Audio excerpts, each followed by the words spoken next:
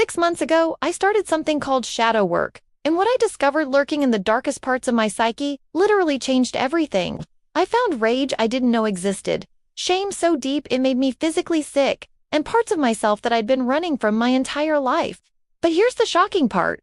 Confronting these dark aspects didn't destroy me. It made me more powerful than I've ever been. By the end of this video, you're going to understand exactly what shadow work is, why 99% of people are terrified to do it, and most importantly, how to start safely transforming your darkness into your greatest strength. But before we dive deep, I need you to pause and think about this. Have you ever had someone trigger you so intensely that your reactions surprised even you? Have you ever said something cruel and wondered where it came from? Or found yourself repeatedly attracting the same toxic patterns? If you answered yes to any of these, congratulations, you've just met your shadow. And ignoring it is literally sabotaging your entire life. Let me tell you how I discovered shadow work, because my story might sound exactly like yours. I was the good person, always helping others, never causing conflict, constantly trying to be positive. On the surface, everything looked perfect, but underneath, I was a mess. I kept attracting narcissistic friends who would use me. I'd explode in anger over tiny things, then feel guilty for days. I had this constant underlying anxiety that I couldn't explain.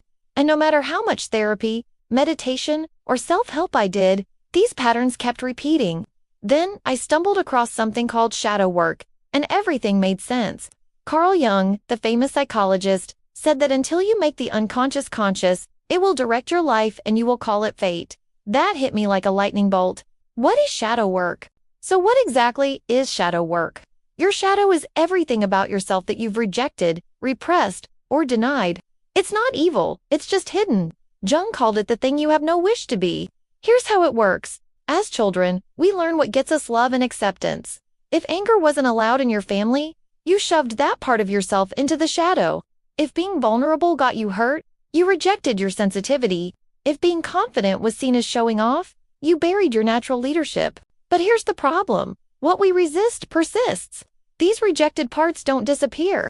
They operate from the unconscious, showing up as triggers and overreactions, repetitive toxic patterns, attraction to people who embody our disowned traits, self-sabotage and inner criticism, physical symptoms and chronic illness. Shadow work is the process of reclaiming these lost parts of yourself. Now, this isn't just spiritual fluff. There's real neuroscience behind shadow work. When we repress emotions or traits, they get stored in our nervous system as trapped energy. This creates what researchers call emotional suppression, which has been linked to increased anxiety and depression, compromised immune system, relationship dysfunction, addictive behaviors. Chronic physical pain studies show that people who practice emotional integration, which is essentially what shadow work is, have better mental health, stronger relationships, and even live longer. Dr. Kristin Neff's research on self-compassion proves that accepting our dark parts actually makes us more resilient, not more destructive. When we stop fighting ourselves, we stop projecting that fight onto the world. Let me get vulnerable here and share what I discovered in my own shadow, because this is where the real transformation happens. My rage shadow, I discovered I had volcanic anger that I'd been suppressing since childhood. Instead of judging it, I learned to feel it fully. That rage contained my power, my boundaries, my ability to say no. Once I integrated it, I stopped being a people pleaser and started standing up for myself. My selfish shadow, I realized I'd rejected my own needs so completely that I didn't even know what I wanted. I thought being selfless made me good, but it made me resentful. Learning to honor my selfish desires actually made me a better friend, because I stopped expecting others to meet needs I wasn't even acknowledging.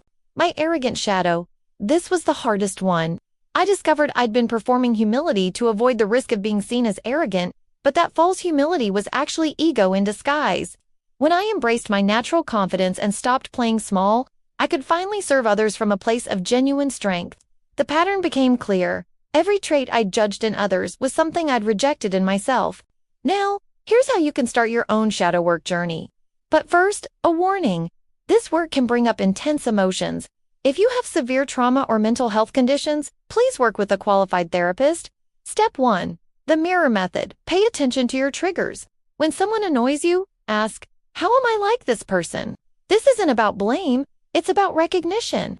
The traits that trigger us most are often our disowned shadows. Step 2. The 3-to-1 process. Third person.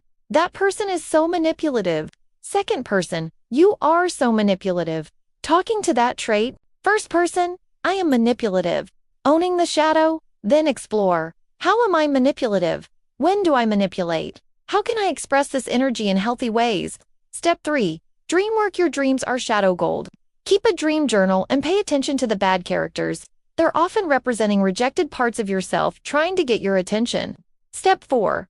Body awareness. Your body holds shadow energy. Notice where you feel tension, pain, or numbness. Breathe into these areas and ask, what are you trying to tell me? Step 5. Creative expression. Draw, write, or move your shadow. Let the rejected parts of you have a voice without judgment. Some of my most powerful insights came through angry journaling and shadow dancing. Before you start, let me save you from the mistakes I made. Mistake number 1. Spiritual bypassing. Don't use shadow work to become perfect. The goal isn't to eliminate your darkness, it's to integrate it consciously. Mistake number 2. Going too deep too fast. Start small. Don't dive into your deepest trauma on day 1. Build your capacity to feel gradually. Mistake number 3. Doing it alone. Shadow work is powerful but can be isolating. Find a therapist, coach, or trusted friend to witness your process. Mistake number 4. Making it about others. Yes, projection is real, but shadow work is about taking responsibility for your inner world, not blaming others. Mistake number 5. Expecting linear progress. This isn't a quick fix. You'll integrate something, then discover deeper layers. That's normal and healthy. After 6 months of consistent shadow work, here's what changed. Relationships. I stopped attracting toxic people because I wasn't rejecting my own toxic parts. When you integrate your shadow, you stop unconsciously seeking it in others. Creativity. Reclaiming my selfish and arrogant parts unleashed massive creative energy. I started this channel because I stopped hiding my desire to be seen. Anxiety. My chronic anxiety decreased by about 80%. Most anxiety comes from fighting parts of ourselves. When the inner war ends, peace emerges. Authenticity. I became comfortable with my full spectrum of humanity. Light and dark, strong and vulnerable, kind and fierce. This authenticity magnetized the right people into my life. Personal power. This is the big one. When you stop rejecting parts of yourself, you reclaim massive amounts of energy that were being used to suppress them. You become truly powerful because you're working with your full self, not half of it. Shadow work is powerful, which means it can be dangerous if done incorrectly. Stop and seek professional help if you experience persistent suicidal thoughts, complete emotional numbness, inability to function in daily life, substance abuse to cope, harm to yourself or others. Remember, the goal is integration, not destruction. You're not trying to become your shadow. You're trying to make peace with it. If you're ready to start, here's your homework. Week 1. Start a trigger journal. Every time someone annoys you, write down the specific trait and ask how you might have that trait too. Week 2. Try the 3-to-1 process with 1 trigger per day. Week 3. Start paying attention to your dreams and body sensations. Week 4. Express your shadow through art, writing, or movement for 10 minutes daily. Remember, this is lifelong work. You don't complete shadow work.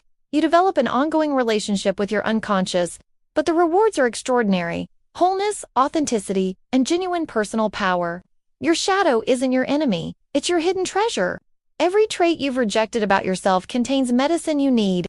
The anger holds your boundaries. The selfishness holds your self-care. The pride holds your confidence.